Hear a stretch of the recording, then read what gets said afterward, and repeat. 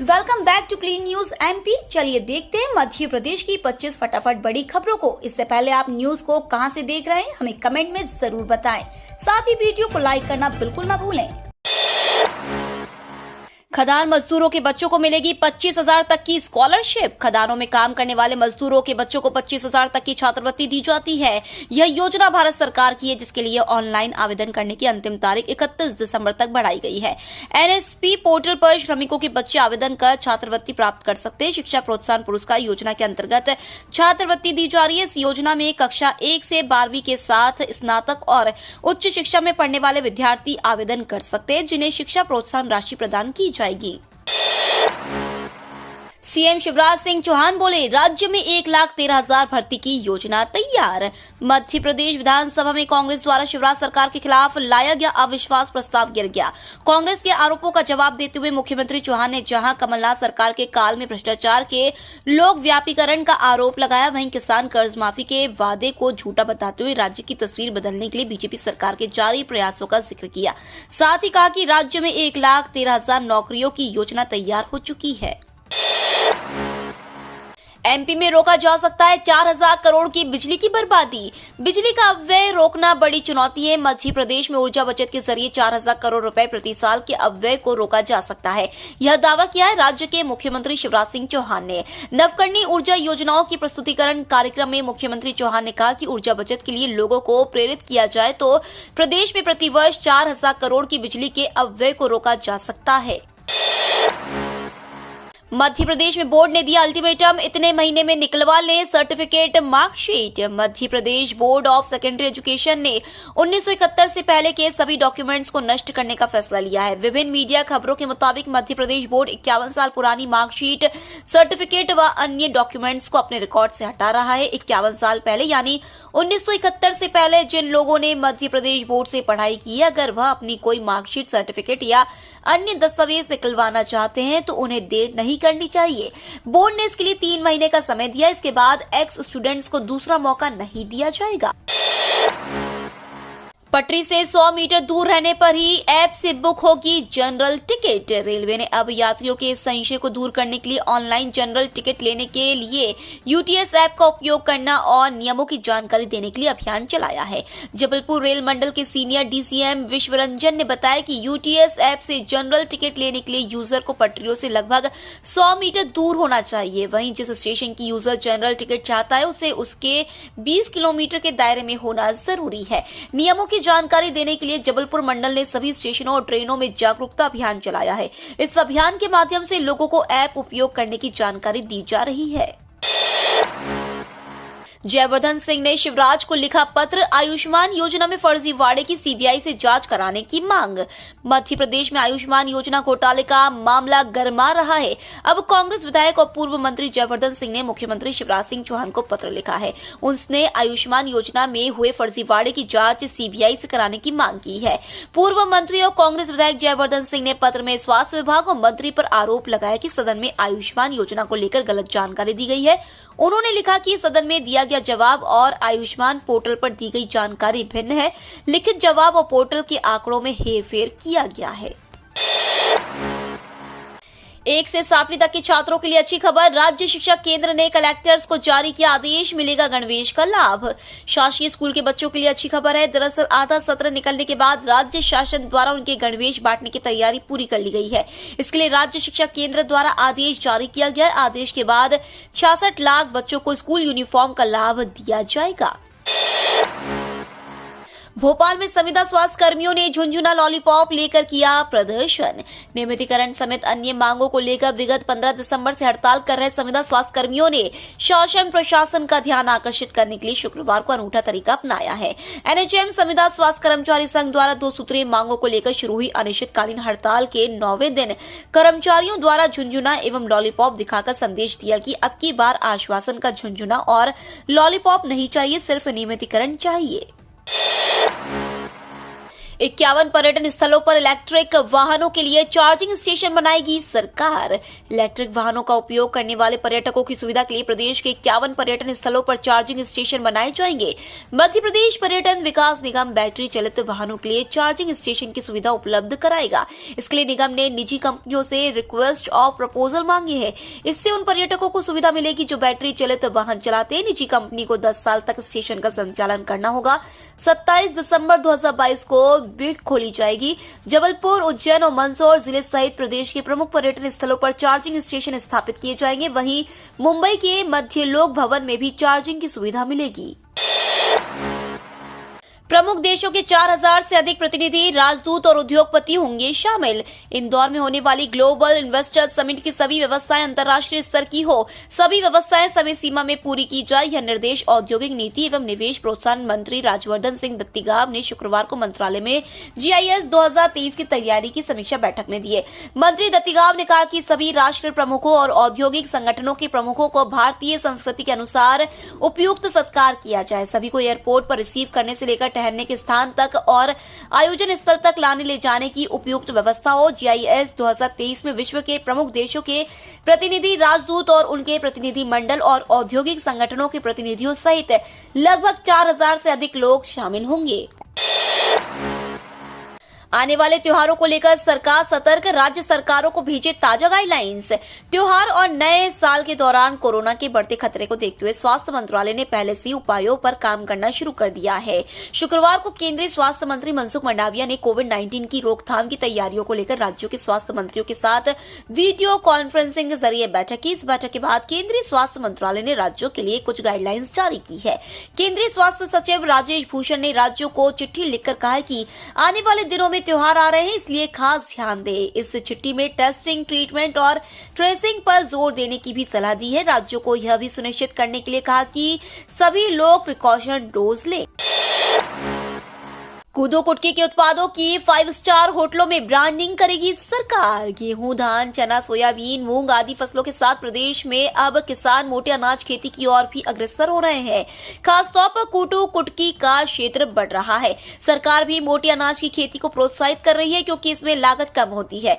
कूदो कुटकी के उत्पादों की 5 स्टार होटलों में ब्रांडिंग की कार्य योजना बनाई गई है। स्कूलों में मध्याह्न भोजन में लड्डू, बर्फी, बिस्किट आदि दिए जा रहे हैं, जो जल्द ही भोपाल में फूड फेस्टिवल भी आयोजित होने वाला है। कृषि विभाग ने सभी कलेक्टरों को निर्देश दिए कि किसानों को मोटे अनाज की खेती के लिए प्रोत्साहित करने के साथ प्रशिक्षण दिया जाए।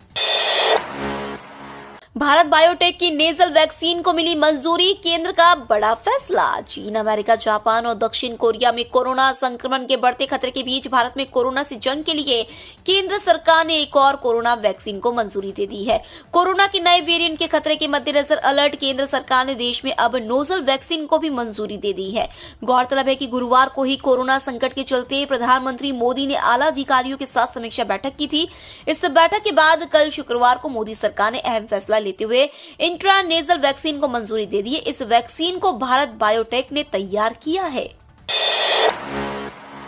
26 दिसंबर के बाद मध्य प्रदेश में बदलेगा मौसम। मध्य प्रदेश में अभी पूरी तरह से सर्दी का असर नहीं दिखा है, लेकिन अब जल्द ही ठंड चमकने के आसार हैं। 26 दिसंबर को एक तीव्र आवृत्ति वाले पश्चिमी विक्षोभ के उत्तर भारत में प्रवेश करने की संभावना है।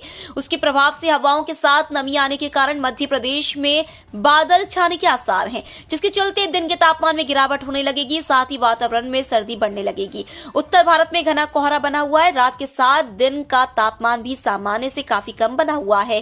कोहरे का असर मध्य प्रदेश में ग्वालियर, चंबल संभाग के जिलों में दिख रहा है। उधर महाराष्ट्र पर बने एक प्रति चक्रवात के असर से हवाओं का रुख बार बार बदल रहा है। इसके चलते मध्य प्रदेश के अधिकतर जिलों में दिन और रात के तापमान सामान्य से अधिक बने हुए हैं। प्रधानमंत्री आवास के लिए केंद्र सरकार ने तय की समय सीमा। केंद्र सरकार ने एक निर्देश जारी कर कहा है कि 31 मार्च 2021 से पहले जिन हितग्राहियों को प्रधानमंत्री आवास योजना के तहत आवास स्वीकृत किया गया है, ऐसे आवास का निर्माण 31 दिसंबर तक पूरा करना होगा। केंद्र के निर्देश से जिला पंचायत के अफसरों की परेशानी बढ़ गई है। ऐसे आवास को लेकर अब पड़ताल शुरू हो गई है। केंद्र सरकार ने यह निर्देश देश के सभी राज्यों के लिए जारी कर दिया है। केंद्र से मिले निर्देश के बाद राज्य शासन ने प्रदेश के सभी जिलों के कलेक्टर के अलावा जिला पंचायत के सीईओ को निर्देशों का पालन करने व तय समय सीमा में अधूरे आवास को पूरा कराने की बात कही है। केंद्र ने साफ किया है कि ऐसे आवास का निर्माण 31 दिसंबर तक पूरा नहीं किए जाएंगे तो स्वीकृत आवास को निरस्त कर दिया जाएगा और शेष राशि नहीं दी जाएगी। कर्मचारियों के लिए अच्छी खबर, मिलेगा उच्च पद का प्रभार, डीए वृद्धि पर बड़ी अपडेट। कर्मचारियों के लिए अच्छी खबर है, जल्द ही उन्हें उच्च पद का प्रभार सौंपा जाएगा। इसके लिए तैयारी पूरी की जा रही है। इस संबंध में मंत्री ने कहा कि प्रस्ताव पर सकारात्मक रूप से विचार किया जाएगा। इसके अलावा पेंशनर्स के सभी बकाये का भुगतान जल्द किया जाएगा। दरअसल ऊर्जा मंत्री प्रद्युम्न सिंह तोमर ने कहा कि बिजली कंपनी के कनिष्ठ यंत्रियों को सहायक यंत्री के उच्च पद का प्रभार सौंपा जाएगा। इसके लिए तैयारी की जा रही है। कार्रवाई पूरी होने के साथ ही कर्मचारियों को इसका लाभ मिलेगा। वहीं किसी भी कर्मचारी के खिलाफ नियम विरुद्ध कार्रवाई नहीं की जाएगी। नए साल में किसानों को मिलेगा बड़ा तोहफा, प्रदेश सरकार की तैयारी। नए साल में प्रदेश के किसानों को बड़ा तोहफा मिलेगा। दरअसल प्रदेश में 1 करोड़ किसान हैं, जिनमें से 30% लोग डिफॉल्टर हैं। इनकी संख्या कम करने की तैयारी सरकार द्वारा की जाएगी। इतना ही नहीं, किसानों को कर्ज चुकाने के लिए अधिक समय उपलब्ध कराए जाएंगे। जानकारी के मुताबिक नववर्ष में मध्य प्रदेश सरकार द्वारा अपने किसानों को बड़ी राहत दी जा सकती है। दरअसल उन्हें कर्ज चुकाने के लिए 2 गुना समय देने की तैयारी की जा रही है। यदि ऐसा होता है तो फसल चक्र की समय सीमा बढ़ सकती है। दरअसल ऋण धारक किसान को फसल चक्र के आधार पर कर्ज चुकाने के लिए समय उपलब्ध कराया जाता है। एक्शन मोड में इंदौर पुलिस, हुड़दंग मचाने वालों से भर दिया हवालात। इंदौर में जब से नाइट कल्चर शुरू हुआ है तब से शहर का माहौल लगातार खराब होते जा रहा है। कई सारे मामले सामने आने के बाद महिला पुलिस की टीम बनाकर तैयार की गई, जिसके बाद अब नाइट कल्चर की आड़ में हुड़दंग मचाने वालों पर पुलिस सख्त निगरानी रखी हुई है। रात को ही एडिशनल डीसीपी एसीपी अचानक सड़कों पर निकल पड़े। ऐसे में होटल संचालक, दुकानदार और आवारा तत्वों से थानों के हवालात को भर दिया। इतना ही नहीं, पुलिस ने चेकिंग के दौरान कई गाड़ियां भी जब्त की। साथ ही सार्वजनिक स्थल पर सिगरेट पीने वालों पर भी चालानी कार्रवाई की गई। डाक विभाग में 98,000 से ज्यादा पदों की होगी भर्ती, अधिसूचना जल्द। डाक विभाग में सरकारी नौकरी की तलाश कर रहे उम्मीदवारों के लिए जल्द ही अच्छी खबर आ सकती है। केंद्र सरकार के दूरसंचार मंत्रालय के तहत डाक विभाग में बनाए गए विभिन्न सर्किलों के तहत कार्यालयों के साथ संचालित 1 करोड़ 5 लाख से अधिक के प्रधान और सामान्य डाकघरों में ग्रेड में विभिन्न रिक्तियों के लिए बिल्स भर्ती की अधिसूचना करने की तैयारी कर रही है। इन डाकघरों में खाली पड़े 98,000 से अधिक पदों पर आवेदन और भर्ती प्रक्रिया आयोजित करने के लिए डाक विभाग अधिसूचना जारी कर सकता है। गणना पूरी, मध्य प्रदेश में बाघों की संख्या पर टिकी सबकी नजरें। देश भर में बाघों की गणना पूरी हो चुकी है। अब परिणाम का इंतजार है, जो अंतर्राष्ट्रीय बाघ दिवस पर आने की संभावना है। ऐसे में मध्य प्रदेश में बाघों की संख्या पर सभी की नजरें टिकी है, क्योंकि मुकाबला टक्कर का है। यदि बाघों की संख्या के मामले में देश में दूसरे नंबर के राज्य कर्नाटक में इस बार की गणना में ज्यादा बाघ पाए गए तो मध्य प्रदेश से टाइगर स्टेट का तमगा भी छिन सकता है। इन आशंकाओं के चलते इस बार बाघों की उपस्थिति वाले प्रत्येक क्षेत्र को खंगाला गया है। से 10 क्षेत्र गणना में शामिल किए गए जो वर्ष 2018 की गणना में नहीं थे। महाकाल के आंगन में उमड़ी आस्था, 1 लाख से अधिक भक्तों ने किए दर्शन। ज्योतिर्लिंग महाकाल मंदिर में शुक्रवार को आस्था का सैलाब उमड़ा। देश भर से आए 1 लाख से अधिक भक्तों ने भगवान महाकाल के दर्शन किए। भारी भीड़ को देखते हुए मंदिर प्रशासन ने आम भक्तों का गर्भगृह में प्रवेश बंद रखा। केवल 1500 रुपए की रसीद पर दर्शनार्थियों को गर्भगृह में प्रवेश दिया गया। बता दें, आज शनिवार से 5 जनवरी तक भारी भीड़ की स्थिति को देखते हुए सभी श्रेणी के भक्तों का गर्भगृह में प्रवेश बंद रहेगा। पहले से ज्यादा आकर्षक होगा एनपीएस, मई जून से मिलेगा निश्चित रिटर्न। नेशनल पेंशन सिस्टम यानी एनपीएस अब पहले से ज्यादा आकर्षक हो जाएगा, क्योंकि इसमें अब तय रिटर्न मिलेगा। पेंशन फंड नियामक पीएफआरडीए एनपीएस के तहत अगले साल मई जून तक दुनिया की पहली न्यूनतम तय रिटर्न योजना शुरू करेगा। नियामक का कहना है कि इस तय रिटर्न योजना में 10 साल के लिए 4 से 5% सालाना रिटर्न की गारंटी होगी। जारी हुआ RRB group D result. Railway recruitment board ने ग्रुप डी भर्ती के लिए आयोजित कंप्यूटर आधारित परीक्षा का रिजल्ट जारी कर दिया है। रेलवे ने रीजन वाइज रिजल्ट रिलीज किए हैं। जो उम्मीदवार आरआरबी ग्रुप डी भर्ती लिखित परीक्षा में शामिल हुए हैं, वे अपने रीजन की रेलवे वेबसाइट पर विजिट कर अपना रिजल्ट देख सकते हैं। ग्रुप डी की मार्कशीट डाउनलोड करने का लिंक 27 दिसंबर से रीजनल वेबसाइट्स पर एक्टिव कर दिया जाएगा। आरआरबी ने फिलहाल इलाहाबाद, चेन्नई, भुवनेश्वर, भोपाल, कोलकाता, पटना, मुजफ्फरपुर, गुवाहाटी समेत कई रीजन के रिजल्ट जारी किए हैं। अन्य रीजन के रिजल्ट किसी भी समय जारी हो सकते हैं। आईपीएल ऑक्शन समाप्त। सैम करन सबसे महंगे, मयंक अग्रवाल सबसे ज्यादा पैसे पाने वाले भारतीय। ऑक्शन समाप्त हो चुका है। इस ऑक्शन में कई इतिहास रचे गए। सैम करन आईपीएल इतिहास के सबसे महंगे खिलाड़ी बन गए हैं। उन्हें पंजाब किंग्स ने 18 करोड़ 50 लाख रुपए में खरीदा। कुल 5 खिलाड़ियों को ऑक्शन में 10 करोड़ रुपए से ज्यादा मिले। ये 5 खिलाड़ी विदेशी रहे। इनमें करन के अलावा Cameron Green 17 crore 50 lakh, Ben Stokes 16 crore 25 lakh, Nicholas Pooran 16 crore और हैरी ब्रुक 13 करोड़ 25 लाख शामिल है। वहीं भारत की ओर से मयंक अग्रवाल सबसे महंगे रहे। उन्हें सनराइजर्स हैदराबाद ने 8 करोड़ 25 लाख रुपए में खरीदा। पवैया की चेतावनी के बाद बैकफुट पर प्रशासन, अटल रहेगा ग्वालियर गौरव दिवस। ग्वालियर के सपूत भारत रत्न अटल बिहारी वाजपेयी के जन्मदिन 25 दिसंबर को ग्वालियर गौरव दिवस मनाए जाने पर छाया कुहासा पूर्व मंत्री जयभान सिंह पवैया की नाराजगी के बाद छट गया है। कल शुक्रवार को दिन में पूर्व मंत्री जयभान सिंह पवैया ने नाराजगी भरी और चेतावनी देती हुई पोस्ट सोशल मीडिया पर की। इसके बाद खलबली मच गई और आनंद फानन में कलेक्टर ने प्रेस कॉन्फ्रेंस कर इस बात की घोषणा की कि अटल जी के जन्मदिन पर 25 दिसंबर को ग्वालियर गौरव दिवस मनाया जाएगा, वो भी महाराज बाड़े पर ही मनाया जाएगा। ये तो थी आज की 25 फटाफट बड़ी खबरें। अगर आपको न्यूज पसंद आई हो तो चैनल को सब्सक्राइब करना ना भूले। धन्यवाद।